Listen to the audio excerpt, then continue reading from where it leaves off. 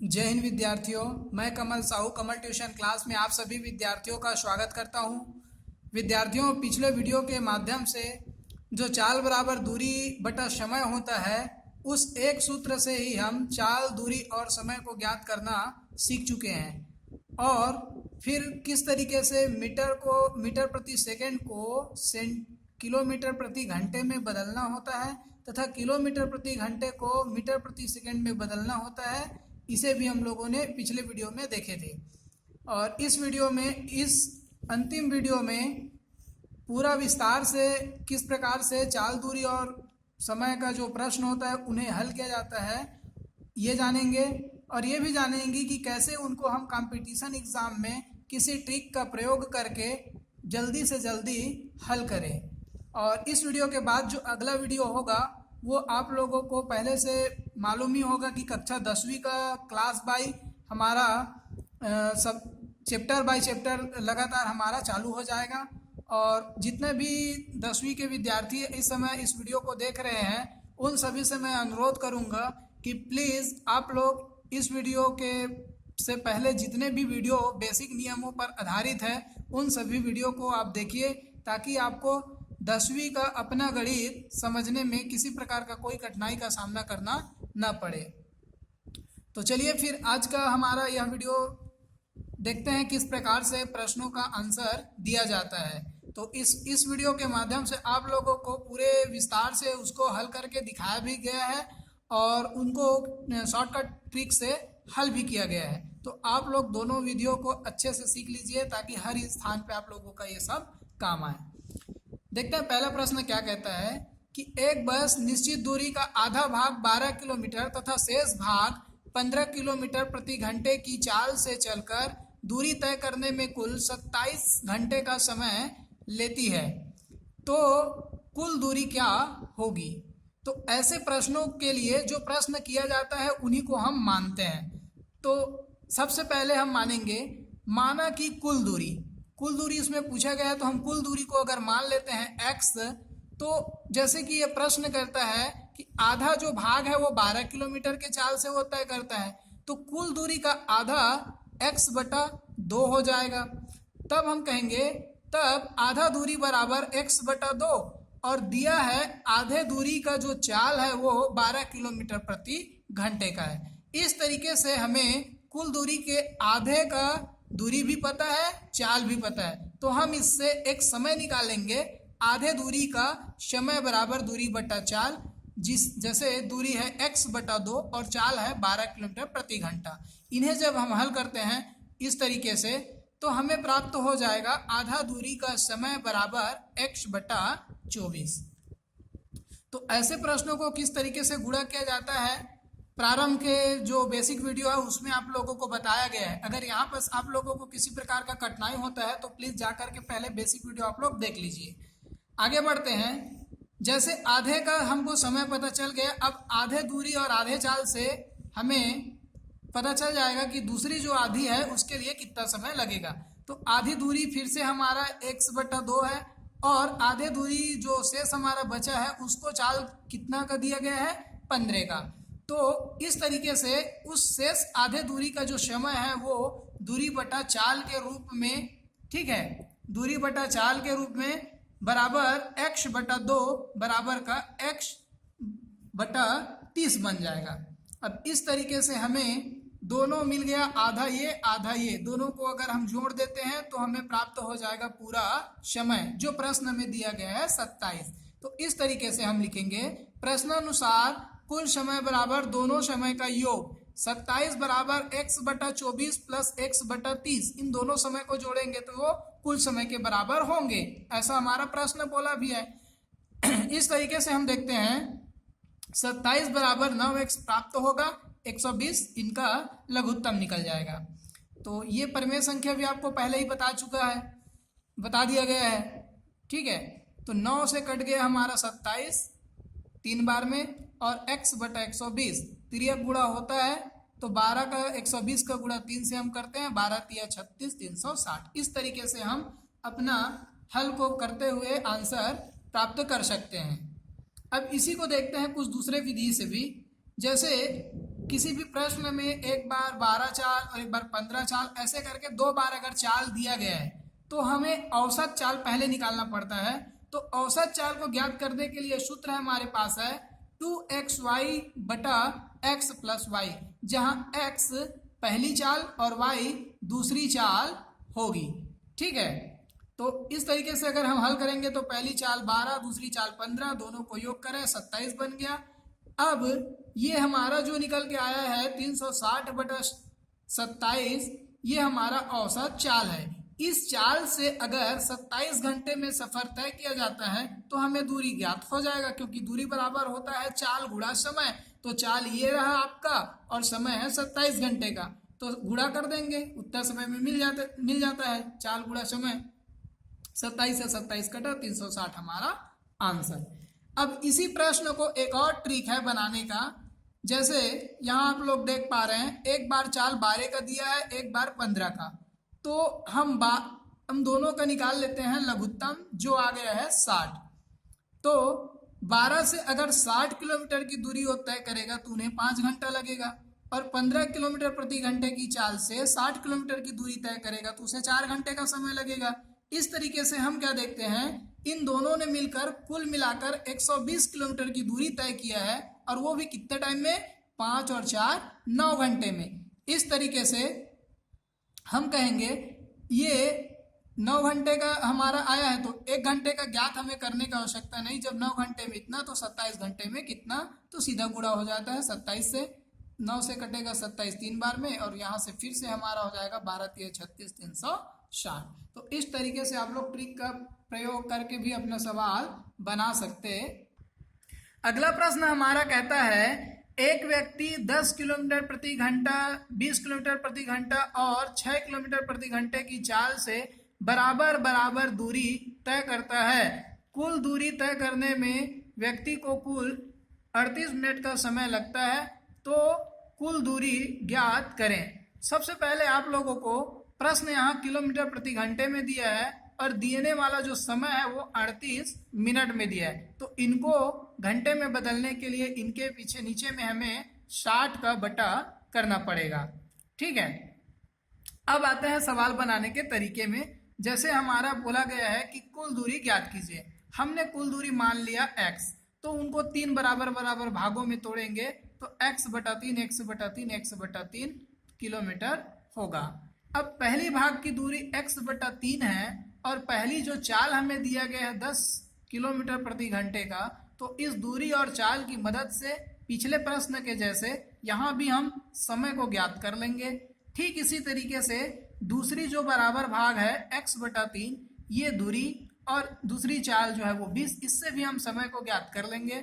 और तीसरी जो चाल है x बटा 3 दूरी और चाल है 6 किलोमीटर प्रति घंटे का, इसके भी सहायता से हम तीसरी समय को ज्ञात कर लेंगे। और पिछले ही प्रश्न के जैसे इसमें भी तीनों का जब हम योग करेंगे वो हमारा कुल समय के बराबर होगा। इस तरीके से आप लोग इन तीनों का जब लघुत्तम निकालेंगे तो वो आएगा 180, और जब इसे परिमेय संख्या के रूप में हल करेंगे तो आपका आ जाएगा 6 3 9 और 10 19 x। ठीक है, तो 38 को हम अब घंटे में बदलने जा रहे हैं, तो 38 बटा हो जाएगा 60, और बराबर यहाँ से सभी लोग को हम जोड़े हैं तो है हमारा हो गया ये 19x बटा 18। ठीक है, अब 180, तो 1 0 से 1 0 कटा, 6 से कट गया 18 3 बार में, और 19 से कट गया 38 2 बार में। तो इस तरीके से 3 का गुणा जब हम 2 से करेंगे तो x बराबर हमें प्राप्त होगा 6 किलोमीटर। इस तरीके से हम कह सकते हैं कि 6 किलोमीटर हमारा वह दूरी होगी। अभी इसी को हम लघुत्तम विधि से बना के देखेंगे। 10 20 और 6 की चाल दिया गया है, तीनों का लघुत्तम निकालते हैं तो वो आ जाता है 60। 10 से 60 की दूरी तय करेगा 6 घंटे में, 20 किलोमीटर की चाल से 60 किलोमीटर की दूरी तय करेगा 3 घंटे में, और उसी तरीके से ये आ जाएगा आपका 10। तो इस तरीके से हमने देखा तीनों ने 60 किलोमीटर की दूरी तय किया, तो 6 3 18 180 किलोमीटर की दूरी तय हुआ। कितने घंटे में हुआ, तो तीनों को योग कर लिए तो यह आ गया हमारा 19। अब जब ये है हमारा 1 घंटे का भी बोल सकते हैं, या 19 घंटे में 180 काटेंगे तो 1 घंटे का प्राप्त होगा। जब 1 घंटे का प्राप्त हुआ तो 38/60 घंटे का कितना होगा?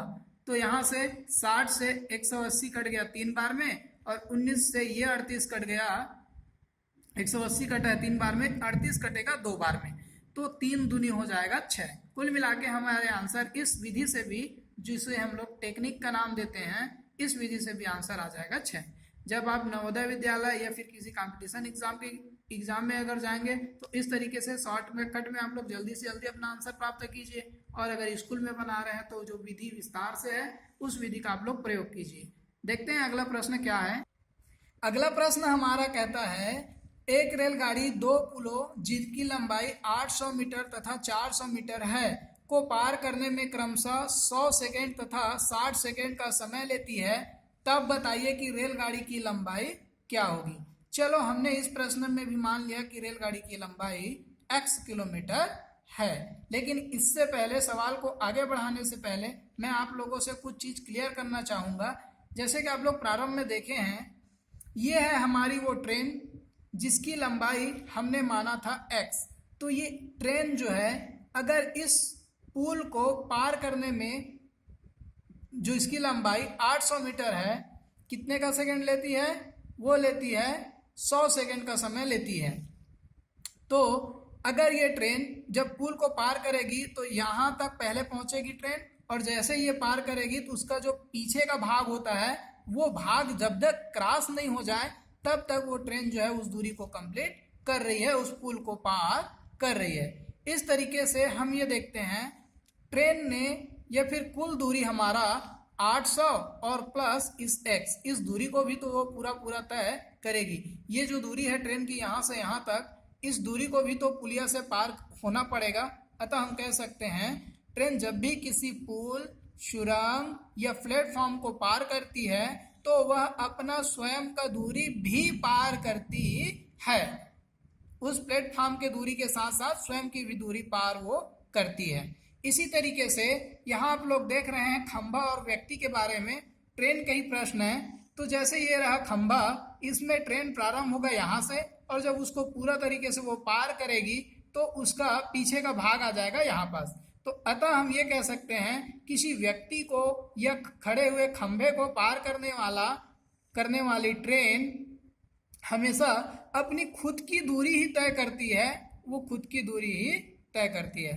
तो इस तरीके से आप लोग सुरंग या पुल या फिर किसी प्लेटफॉर्म के बारे में जब प्रश्न रहेगा तो एक्स के साथ में जुड़ जाएगा, ट्रेन के साथ में वो प्लस होता है, इसे समझ लिए। और अगर व्यक्ति को पार करती है तो वो स्वयं का दूरी तय करती है, इस बात को भी आप लोग समझ लिए। अब आते हैं अपने प्रश्नों की ओर, जिसे हम लोग किस तरीके से विस्तार से बनाएंगे। तो इस प्रश्न में हमने माना कि रेलगाड़ी की लंबाई x किलोमीटर की है, ठीक है। तब 100 सेकेंड में तय की गई दूरी x प्लस 800। अभी मैंने बताया खुद की लंबाई प्लस पुल की लंबाई वो पार करेगी। इस तरीके से हमारा चाल बराबर हो जाएगा दूरी बटा समय। तो चाल बराबर दूरी x प्लस 800, समय 100 सेकेंड का। इस तरीके से पुनः हम फिर से वही देखेंगे कि वो उन्होंने जो ट्रेन है 60 सेकेंड में तय की गई दूरी बराबर x प्लस 400। अभी x प्लस 400 क्या हुआ? क्योंकि दूसरे पुल को जो 400 मीटर लंबी है, इस पुल को वो 60 सेकेंड में तय करती है, तो 400 लंबी पुल को भी तय करेगी, तो वो खुद की दूरी तो तय करेगी। इसलिए हम ट्रेन को यहाँ पर प्लस कर रहे हैं। इसलिए चाल बराबर फिर से जब हम ज्ञात करते हैं तो हमारा चाल x प्लस 400 बटा 60 सेकेंड का समय आता है। अब चाल तो दोनों स्थिति में ट्रेन का बराबर होगा, क्योंकि चाल में कोई परिवर्तन नहीं होने से दोनों चाल भी समान होंगे। अब समान होने का मतलब हम उसे बीच में बराबर करके किसी समीकरण का रूप दे देते हैं और उसको आगे हल करते हैं। तो इस तरीके से 60 का गुणा इन दोनों के साथ जब करेंगे तो हमें प्राप्त होगा 60x प्लस 48,000 और बराबर 100 का गुणा इसके साथ जब तिर्यक गुणा होगा तो ये हो जाएगा 100x प्लस 4,000। अब 100x इधर आकर के बन जाएगा माइनस का 40x, क्योंकि 60 घट जाएगा, ठीक है। तो उत्तर प्राप्त होगा माइनस का 40x।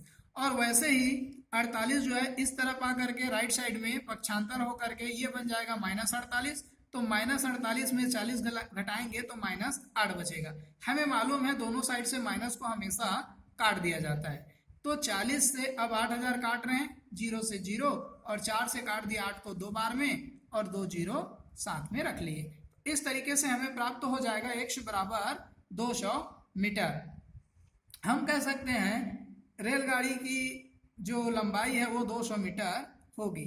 अब इसी को थोड़ा सा ट्रिक के माध्यम से देखते हैं क्या हो रहा है कि x प्लस 800 को उन्होंने 100 सेकेंड में तय की और फिर x प्लस 400 को उन्होंने 60 सेकेंड में तय की। तो यहाँ जो सेकेंड का डिफरेंट आ रहा है वो है 40 और किलोमीटर का जो डिफरेंट आ रहा है वो है 400। तो 40 सेकेंड में 400 का डिफरेंट आता है तो x सेकेंड में 10 का डिफरेंट आएगा। इसीलिए हम कह सकते हैं कि x सेकेंड में जब 10 का डिस्टेंस आ रहा है तो 60 सेकेंड में उनको 600 का डिस्टेंस आना चाहिए, इतनी दूरी आना चाहिए। जबकि 400 तो पुल की दूरी है, तो इसमें 600 में से जो बच रहा है 200 वही दूरी हमारी ट्रेन की होगी। तो इस तरीके से आप लोग ट्रिक का भी इस्तेमाल अपने प्रश्नों में कर सकते हैं। अगला प्रश्न आप लोग देख पा रहे हैं, एक रेलगाड़ी जिसकी लंबाई 171 मीटर तथा 45 किलोमीटर प्रति घंटे की चाल से 229 मीटर लंबे पुल को पार करने में कुल कितने सेकेंड का समय लेगी। प्रश्न हमें किलोमीटर प्रति घंटे में दिया है और आंसर हमें सेकेंड में पूछ रहा है, तो बड़ा में दे करके छोटा में पूछ रहा है। ऐसे ही प्रश्नों के लिए मैं आप लोगों को चेंज करने का जो फार्मूला है उसको भी बताया हूँ कि कैसे आप छोटा करते समय 5 को ऊपर रखेंगे और बड़ा करते समय 18 को। तो रेलगाड़ी की लंबाई 171 और पुल की लंबाई 229, दोनों को जोड़ेंगे तब ये हमारा आ जाएगा कुल दूरी। तो चाल बराबर हमें दिया गया था 45 किलोमीटर प्रति घंटे का, इसे हम मीटर प्रति सेकेंड में जब बदलेंगे तो छोटा कर रहे हैं, 5 ऊपर जाएगा 18 नीचे में, 9 से काटते हैं 18 और 45 को, 9 दूनी 18, 9 पंचे 45, तो 5 पंचे 25 बट्टा 2, 25 बट्टा 2 का मान हमको 12.5 मिल जाता है। तो इस प्रश्न में हमें चाल अब पता चल गया मीटर प्रति सेकेंड में, और हमें इस प्रश्न में दूरी मालूम था, समय ज्ञात करना है। तो दूरी बराबर चाल बराबर होता है दूरी बट्टा समय। चाल है 25 बट्टा 2 का बराबर दूरी है 400 मीटर का और समय दिया गया है हमको ज्ञात करने के लिए। तो समय का गुणा 25 से और 2 का गुणा 400 से, फिर 25 400 के नीचे आ जाएगा और हमें प्राप्त होगा 16 दूनी 32, क्योंकि 25 को हम 400 को 25 से काटेंगे तो वो 16 बार में कटेगा और 16 का गुणा जब हम 2 से करेंगे तो हमारा आंसर आ जाएगा 16 दूनी 32। इस तरीके से हम कह सकेंगे कि हमारा जो सेकंड है वो 32 सेकंड का होगा। उम्मीद करता हूँ वीडियो आप लोगों को समझ आ रहा होगा। अब अंतिम प्रश्न को देखते हैं। एक रेलगाड़ी या ट्रिक के माध्यम से जैसे इसको देखेंगे तो कुल दूरी बट्टा चाल होता है और चाल के साथ हम लोग को छोटा करना पड़ रहा है प्रश्न में, तो 5 बट्टा 18 का गुणा करेंगे। अब 5 बट्टा 18 का गुणा करेंगे चाल पे तो वो पलट जाएगा, यहाँ जब गुणा होगा तो इस तरीके से 18 ऊपर चला जाएगा और 5 नीचे। यहाँ से भी जब आप इसको काटोगे तब भी आपका आंसर 32 आएगा। तो ये है ट्रिक वाला विधि। किसी भी ट्रिक विधि से ज़्यादा इम्पोर्टेंट होता है उनको विस्तार से बना करके देख लेना, ठीक है। अगला हमारा प्रश्न कहता है, एक रेलगाड़ी 8 सेकेंड में एक खंभे को पार कर लेती है तथा एक प्लेटफॉर्म को पार करने में वह 20 सेकेंड का समय लेती है, तो बताइए कि वह प्लेटफॉर्म की लंबाई क्या होगी, जबकि ट्रेन की लंबाई 250 मीटर है। तो इस प्रश्न में माना कि प्लेटफॉर्म की लंबाई x मीटर है और ट्रेन की जो लंबाई है वो है 250 मीटर। तो 250 मीटर की जो लंबाई है, अब एक खंबे को पार कर रही है मतलब खुद की दूरी वो पार कर रही है, तो खुद की दूरी मतलब 250 मीटर की दूरी वह 8 सेकेंड में तय करती है। तो 250 मीटर की दूरी 8 सेकेंड में तय करती है, तो हमें उसका चाल पता चल जाएगा। चाल कितना आ रहा है, चाल बराबर होता है ट्रेन की लंबाई बटा ट्रेन को पार करने में लगा समय। तो ये 250 मीटर 8 सेकेंड में। प्लेटफॉर्म को पार करने में लगा समय बराबर 20 सेकेंड। अब प्लेटफॉर्म के साथ दूरी अगर पूछा जाए तो प्लेटफॉर्म भी रहेगा, x माने हैं इनको, और साथ में ट्रेन की भी लंबाई होगी, तो उनको हम बोलेंगे टोटल दूरी और उस पर लगा हुआ समय 20 सेकेंड का। तो यहाँ से भी हमें चाल प्राप्त हो जाएगा, x प्लस 250/20, ये है दूरी और ये है समय। तो यहाँ से भी हमें चाल प्राप्त हो गया। अब चूंकि ट्रेन की चाल तो दोनों ही जगह में समान ही है, इसलिए चाल समान है तो हम दोनों को बराबर करके लिखेंगे और जब इनको हल करते हैं तो हमें आंसर प्राप्त हो जाएगा 375। उम्मीद करता हूँ यहाँ तक आप लोग अच्छे से समझ गए होंगे। अब थोड़ा सा ट्रिक को देख लेते हैं। हमारा ट्रिक कहता है कि 8 सेकेंड में 250 मीटर की दूरी तय करती है, तो इनको जब हम काट रहे हैं तो 31.25 ये हमारा इनकी चाल पता चल गया। अब इसी चाल से जब प्लेट 8 सेकेंड इसमें से हम घटा देते हैं 200 में से, तो प्लेटफॉर्म को पार करने में 12 सेकेंड का समय ले रही है। अब इस 12 सेकेंड के समय पे वह 31.25 की चाल से कितनी दूरी तय करेगी, तो गुणा कर देंगे और जब गुणा करेंगे तब भी से आंसर हमें ये प्राप्त होगा। तो आप लोग जब तक इस तरीके से विस्तार से सवालों को हल करना नहीं जानेंगे, आप लोगों को ये ट्रिक जो है वो समझ में नहीं आता है। यही कारण है कि मैं अपने इस वीडियो के माध्यम से आप लोगों को सवालों को सॉल्व करना भी सिखाने का कोशिश किया हूँ। उम्मीद करता हूँ यह वीडियो आप लोगों को अच्छा लगेगा। और जैसे कि आप लोग जान रहे हैं कि इस वीडियो के बाद अगला वीडियो हमारा 10वीं कक्षा से प्रारंभ होने जा रहा है, तो आप लोग उसके लिए भी तैयार रहिए। छोटे कक्षा में है और चीज़ों को समझ पाते हैं तो आप पहले से बड़े कक्षा का भी तैयारी कर सकते हैं। तब तक के लिए जय हिंद, जय भारत।